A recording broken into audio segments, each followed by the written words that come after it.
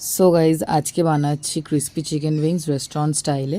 তাই এখানে আমি উইংস নিয়ে নিচ্ছি, তারপর ওটাকে একটু ধুয়ে নেওয়া হয়ে গেল। ওর মধ্যে একটুখানি ভিনেগার আর জল মেশানো রেখে দিচ্ছি যাতে এক্সেস রক্ত থাকলে বেরিয়ে যায়। এবার একটা অন্য বাটির মধ্যে দুখানা ডিম নিয়ে নিচ্ছি, নিয়ে ফেটিয়ে নিয়ে ওর মধ্যে যাবতীয় মশলা দিয়ে দেবো। মশলা দেওয়া হয়ে গেল। এখানে মশলার মধ্যে আমি দিচ্ছি ম্যাগি মশলা, নুন, কালো মরিচ, জিরে, ধনে, তারপরে দিয়ে লঙ্কার গুঁড়ো একটুখানি নিয়ে মিশিয়ে দিতে হবে।